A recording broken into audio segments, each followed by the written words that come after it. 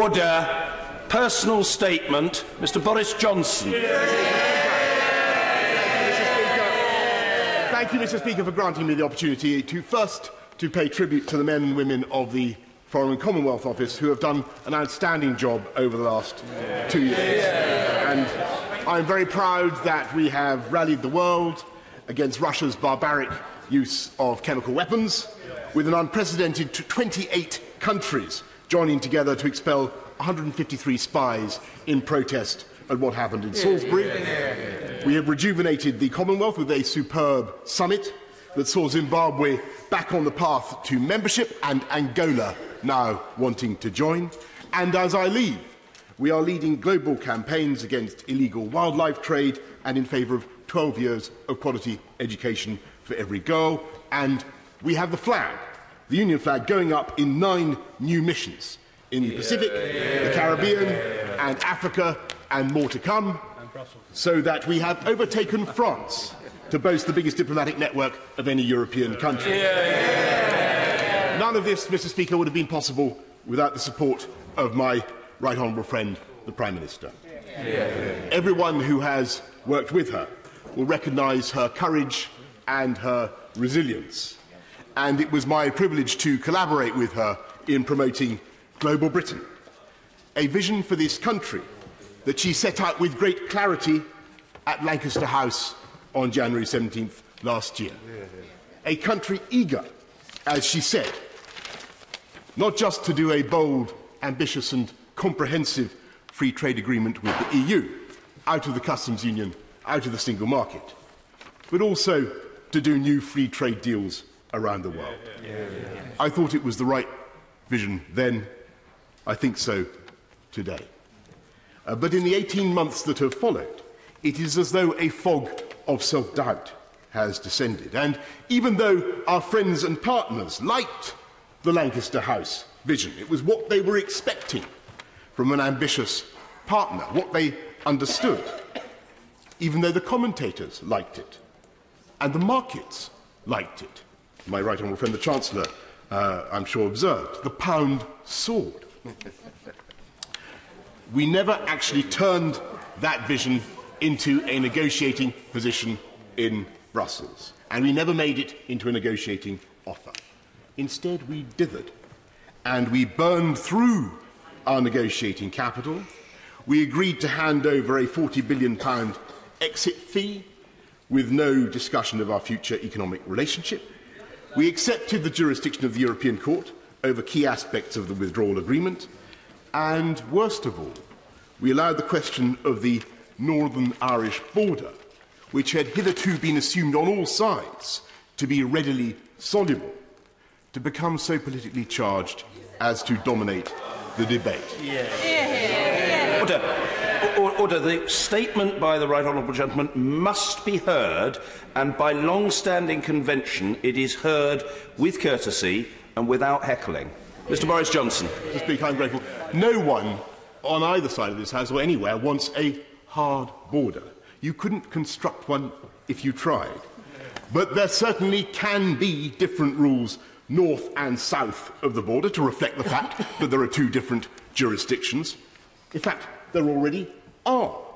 There can be checks away from the border and technical solutions, as the Prime Minister rightly described at Mansion House. In fact, there already are.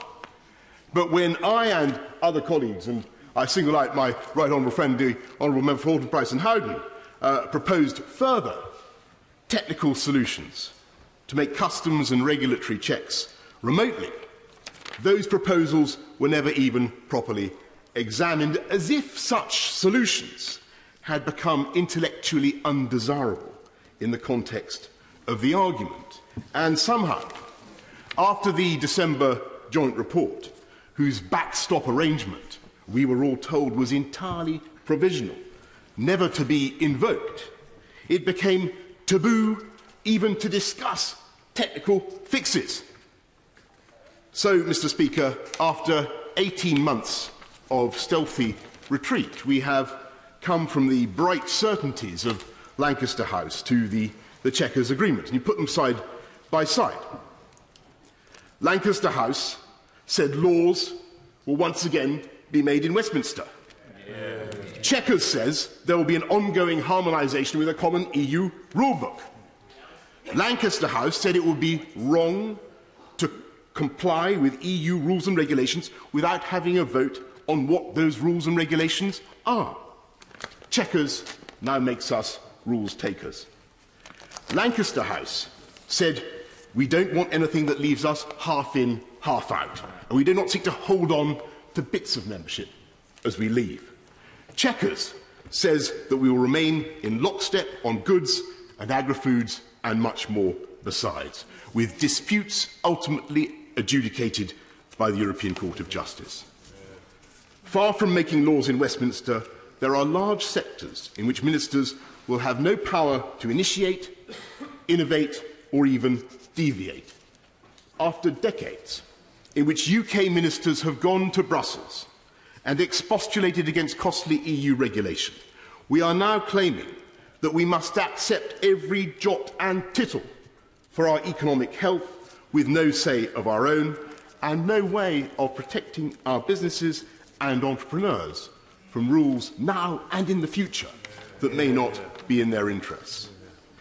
My right honourable friend, the Chancellor, was asked to identify the biggest single opportunity from Brexit.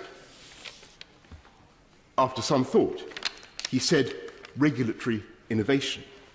Well, there may be some regulatory innovation post-Brexit, but it won't be, alas, coming from the UK, and certainly not in those areas. We are volunteering for economic vassalage, not just in goods and agri-foods, but we will be forced to match EU arrangements on the environment and social affairs and much else besides. And of course, we all want high standards, but it is hard to see, I say to my honourable friends, it is hard to see how the Conservative government of the 1980s could have done its vital supply-side reforms with those freedoms taken away.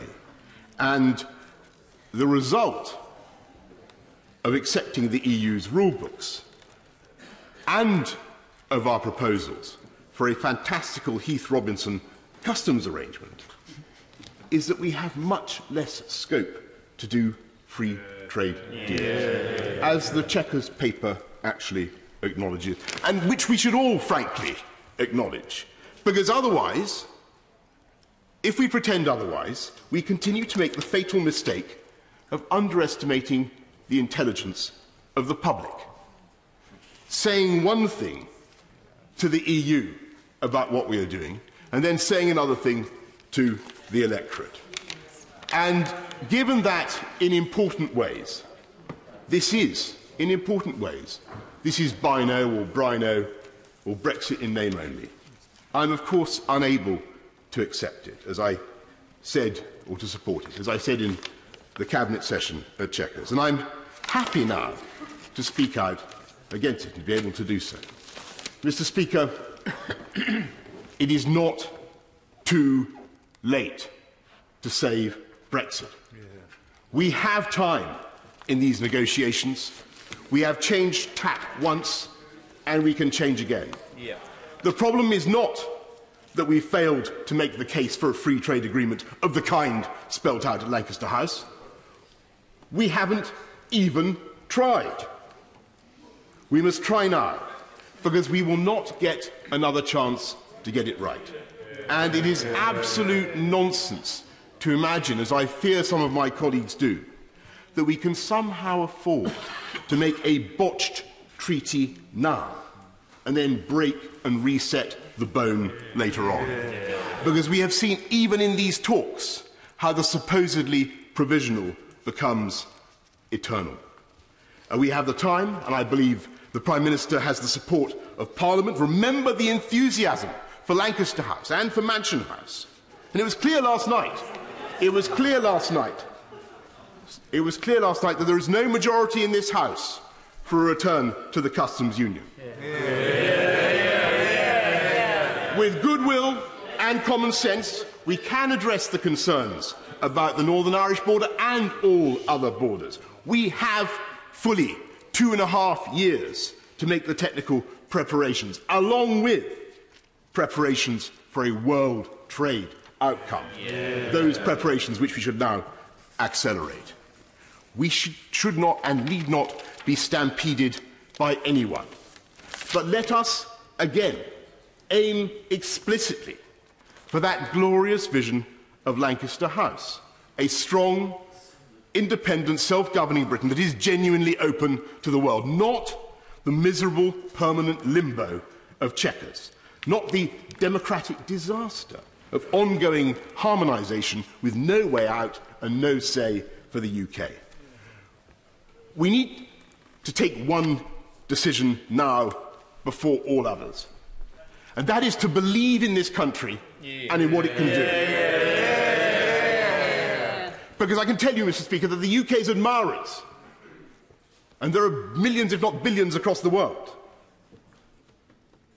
are fully expecting us to do what we said and to take back control and to be able to set new standards for technologies in which we excel, to behave not as rules takers, but as great independent actors on the world stage, and to do free trade deals, proper free trade deals for the benefit and the prosperity of the British people. That was the vision of Brexit that we fought for. That was the vision that the Prime Minister rightly described last year. That is the prize that is still attainable. There is time. And if the Prime Minister can fix that vision once again before us, then I believe she can deliver a great Brexit for Britain, with a positive, self-confident approach that will unite this party, unite this House, and unite this country as well. Order. I'm grateful to the right honourable gentleman.